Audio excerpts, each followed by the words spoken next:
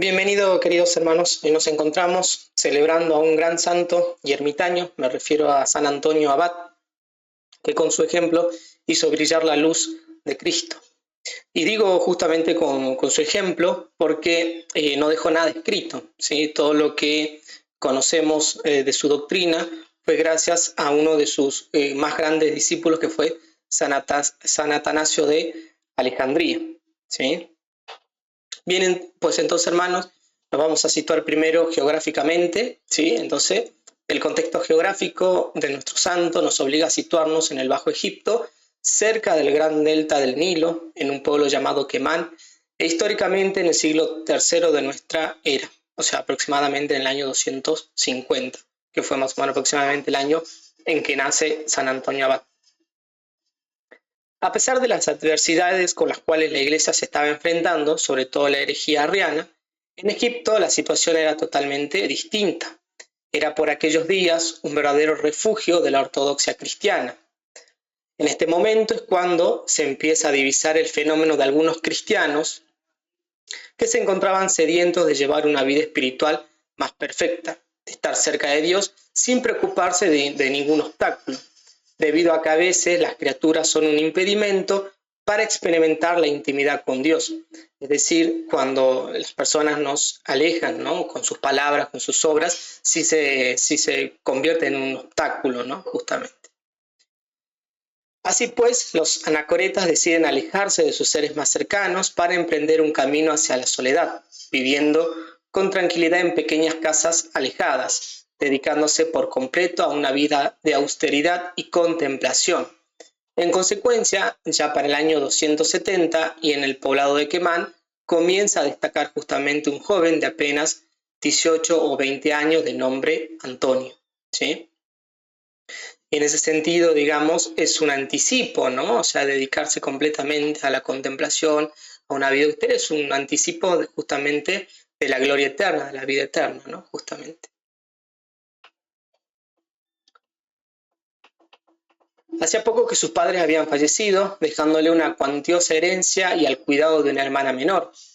Sin embargo, ocurre en su vida un hecho que lo cambia todo. Entrar un día a la iglesia, escucha las palabras evangélicas: ve, vende lo que tienes y dáselo a los pobres, ¿sí? Esto es muy importante porque Dios siempre nos habla. Lo que pasa es que nosotros tenemos que tener el oído para escuchar, ¿no?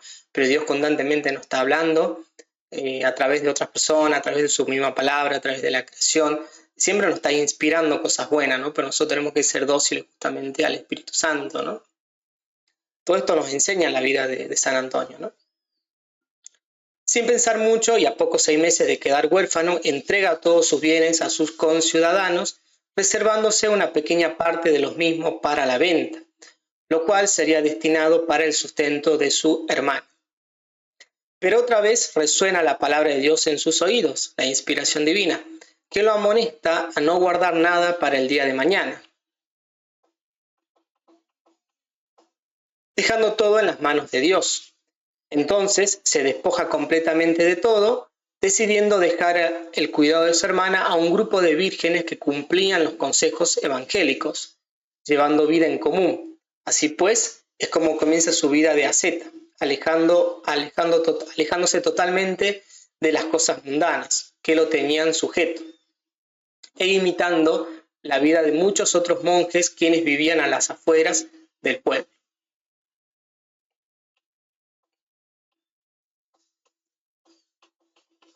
Luego de algunos años, Antonio continúa luchando con todas sus fuerzas para crecer en la vida espiritual.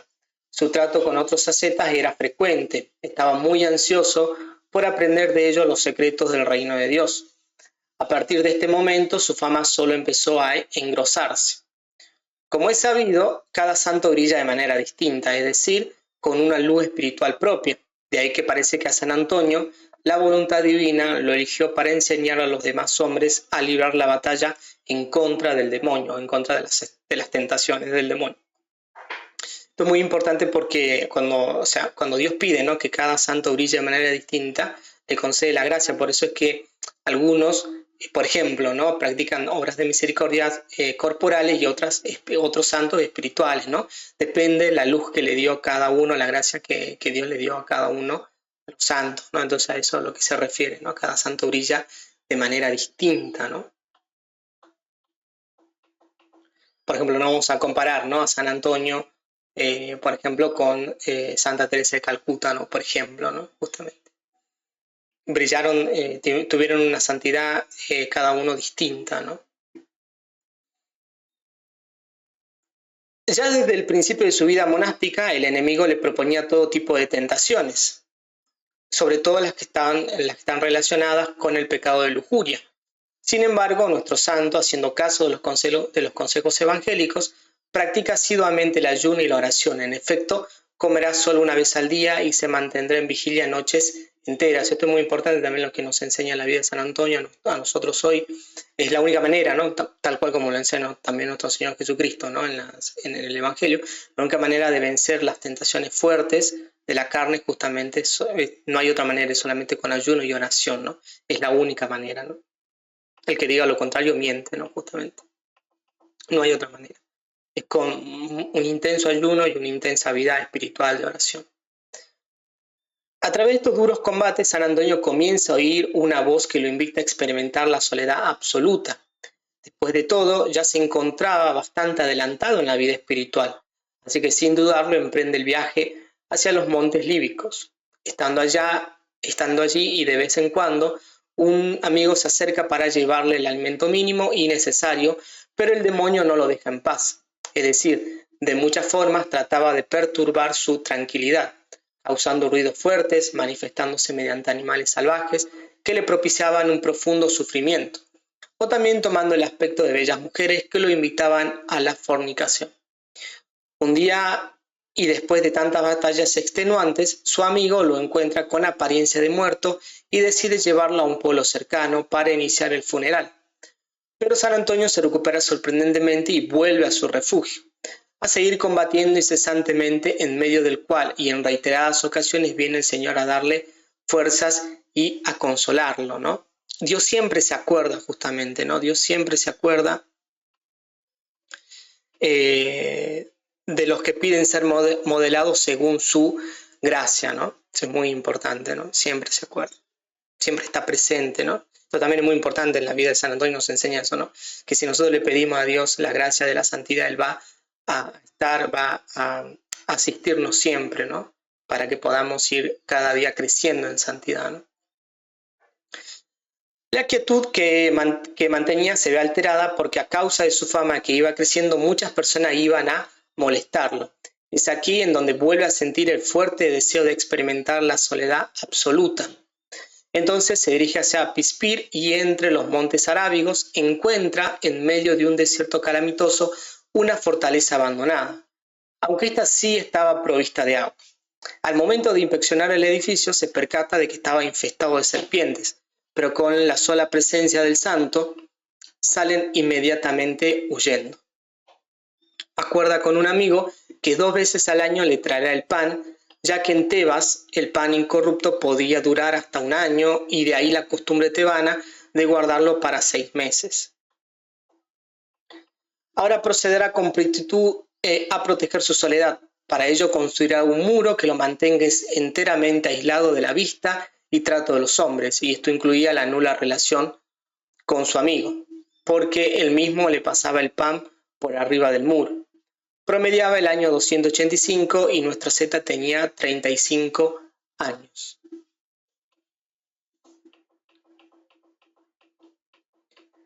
En este lugar pasó San Antonio 20 años de su vida. Durante este lapso de tiempo fueron muchos los que lo visitaron, incluyendo a sus familiares, y a otras personas que se acercaban a pedirle sabios consejos, milagros y consuelos. Al ver esta situación, el demonio se llenó de envidia y redobló sus ataques. En efecto, no eran pocos los que circulaban cerca del lugar que escuchaban llenos de pavor los duros y ruidosos ecos que salían de cada batalla que nuestro monje libraba contra el mal. Al mantenerse tanto tiempo encerrado, de seguro sus palabras empezaron a desarrollar una fuerza persuasiva grandiosa, que hicieron que poco a poco la gente que lo visitaba comenzara a querer acampar de forma permanente junto a la fortaleza, con el fin de enriquecerse continuamente de sus ejemplos y consejos.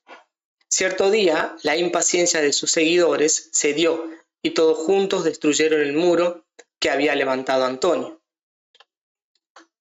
A pesar que habían transcurrido muchos años, prácticamente no se notaba en su rostro ni en su aspecto rasgos de la dura ascesis a la que se había sometido. Al contrario, todo en él respiraba un aire de serenidad y de exquisita pureza.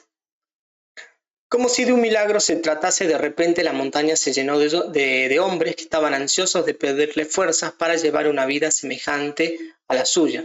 Así pues, en un breve tiempo el lugar se abarrotó de ermitaños e incesantemente resonaban en ella las divinas alabanzas y a la vez practicaban una pobreza heroica, la cual era sinónimo de caridad perfecta.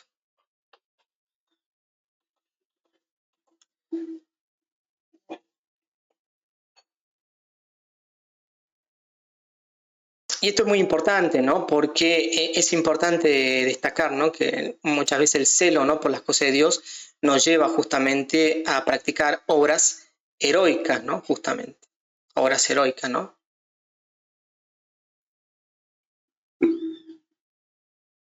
Y es Dios, ¿no? Justamente, como vamos a ver, es Dios, ¿no?, el que glorifica en vida a sus amigos, a los santos, ¿no? Porque dice, vale destacar que en vida San Antonio fue para los demás monjes alguien a quien imitar, no era propiamente un superior. Daba el ejemplo enseñando a amar a los hombres con perfección, sanaba enfermos, exorcizaba a los poseídos, daba indicaciones sabias de cómo se tenía que combatir al demonio. Conocía a la perfección cómo se debía proteger un cristiano ante los ataques del maligno. En otras palabras, era un verdadero maestro. Y un verdadero maestro justamente consiste en que el verdadero maestro es el que practica lo que enseña, ¿no? Es el verdadero maestro, ¿no? El que practica lo que enseña, ¿no? Su vida está ajustada a lo que enseña, ¿no? Su más eximio discípulo, como hemos dicho, San Atanasio de Alejandría, nos da a conocer su doctrina mediante el siguiente testimonio. Este testimonio está sacado de la vida de San Antonio, escrita por San Atanasio de Alejandría, lo más cercano que tenemos a su doctrina, ¿no?, a poder conocer la doctrina de San Antonio Abad. Pues bien, cito textual, dice: por eso, hijos, perseveremos en la práctica del ascetismo y no nos desalentemos. También en esto al Señor que nos ayuda, según dice la Escritura. Dios coopera para el bien, según Romanos 8:28. Con todo el que escoge el bien, y en cuanto a que no debemos descuidarnos, es bueno meditar lo que dice el apóstol. Muero cada día, según la primera carta a los Corintios, capítulo 15, versículo 31. Realmente, si también nosotros viviéramos como si en cada nuevo día fuéramos a morir, no pecaríamos. Cuando ellos, es decir, los demonios, ven que los cristianos en general, pero en particular los monjes, trabajan con cuidado y hacen progreso, primero los asaltan y tientan colocándoles continuamente obstáculos en sus caminos.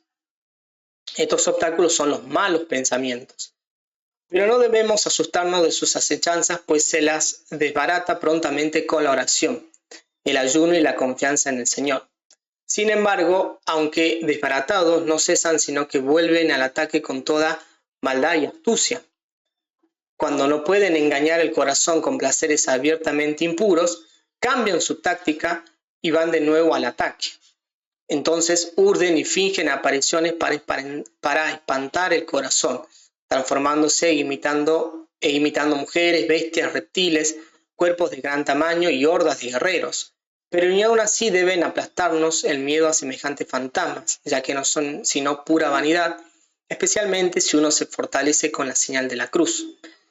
Temen a los ascetas por sus ayunos, es decir, los demonios temen, sus vigilias, sus oraciones, su mansedumbre, tranquilidad, desprecio del dinero, falta de presunción, humildad, amor a los pobres, limosna, ausencia de ira y más que todo su lealtad a Cristo, ¿no? Porque aquel, como dice, ¿no?, aquel que invoque el nombre de Cristo se salvará, ¿no? Todo aquel que invoque el nombre de Cristo será salvo, ¿no? Justamente.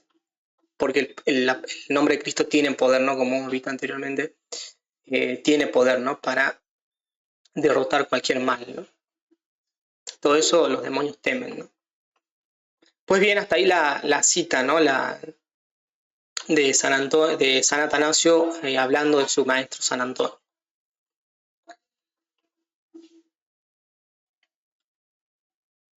Era el año 311 y se desata la persecución de Maximino. Fue aquí donde San Antonio decide partir hacia Alejandría para fortalecer a los perseguidos por la fe y sufrir junto a ellos el martirio.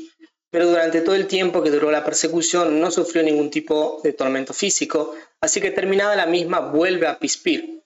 A su vez, nuestro santo monje experimentó un cambio profundo. Había logrado comprender, viendo sufrir a los mártires, que el signo que debía acompañar su vida era la cruz perfecta.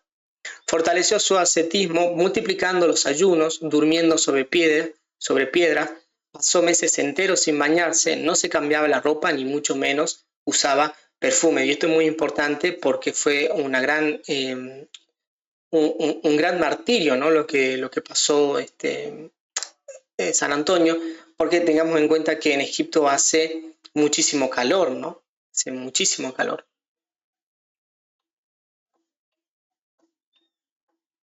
En un momento dado percibió que su silencio y humildad peligraban, pero Dios le inspiró nuevamente. Un día pasaba cerca de ahí una caravana de beduinos que iban al desierto a internarse. Al mirar detenidamente, algo le llamó la atención. Era un hombre extraño que le pedía que se una a ellos y continúe el viaje. Vestía túnica de pelos de camello, sujetada por un cinturón de cuero. Además poseía un manto de piel de carnero y en la espalda una capucha caída. El caminar fue duro y largo, mientras iba distanciando de Pispir, de los otros monjes contemplativos y de las muchedumbres ansiosas de ser curadas. San Antonio sentía en su corazón que había elegido el mejor camino, aquel al cual Dios lo había destinado. En efecto, en este desierto lo esperaba Dios y lejos de todo aquello que aleja de él. Pues bien, queridos hermanos, ahí estamos viendo, ¿no? un icono, ¿no? Que lo muestra justamente a San Antonio luchando, ¿no? Combatiendo contra todos los fantasmas y contra todas las bestias, ¿no? Que lo asaltaban, ¿no? Hasta lograr justamente la pureza de corazón, ¿no? Muy bello icono, ¿no? Como representa muy bien sus combates espirituales, ¿no? Contra los demonios, ¿no?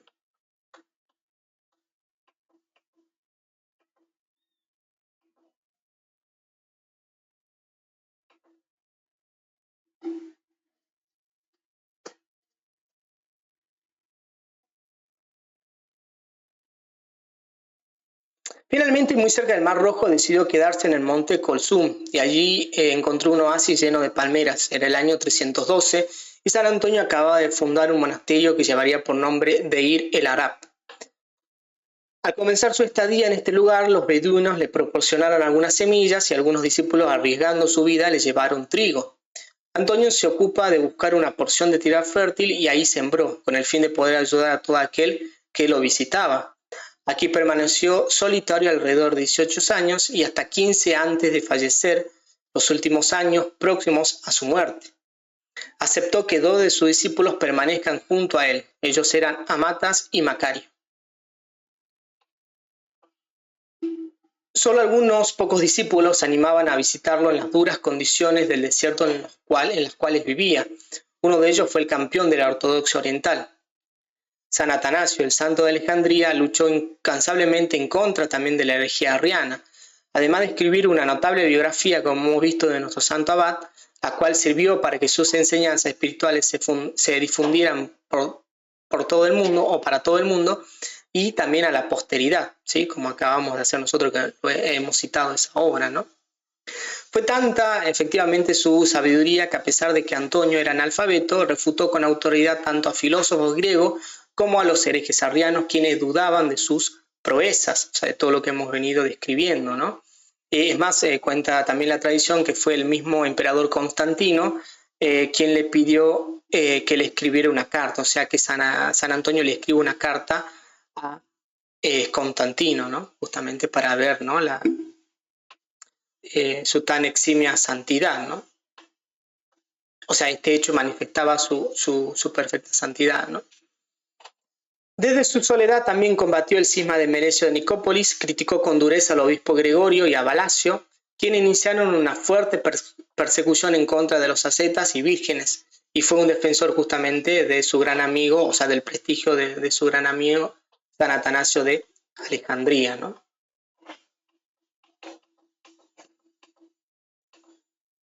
A esta altura, la vida de San Antonio tenía tintes de legendaria. En efecto, la fama de sus milagros, su recta doctrina, la pureza de su vida en medio de austeridades y extrema soledad habían despertado el asombro de sus contemporáneos. Pasó muchas noches en exquisita contemplación, esa misma vida contemplativa que tiene el poder para excitar el deseo de los bienes eternos, ¿no?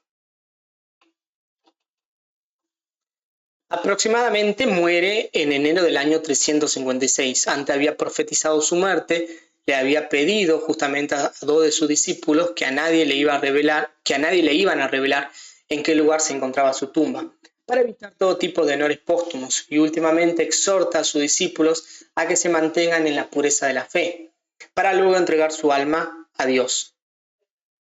Ya antes había heredado a San Atanasio su túnica de piel de carnero, además de entregarle el mismo manto que Atanasio le había regalado y servido de cobijo durante muchos años. Otro manto finalmente se lo regala al obispo Serapión. Con todo ello quería simbolizar nuestro santo abad, que se mantenía unido a la jerarquía y también manifestar su espíritu ortodoxo.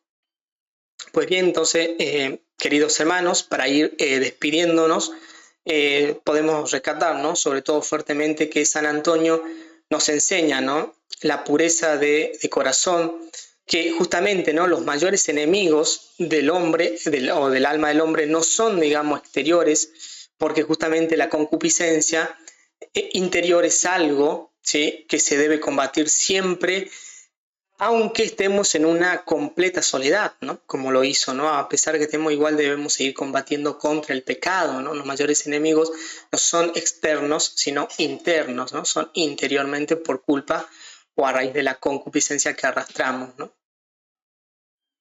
Entonces, queridos hermanos, a ejemplo de San Antonio le pidamos, ¿no?, justamente a Dios la gracia de la gloria imperecedera. Que así sea. Amén.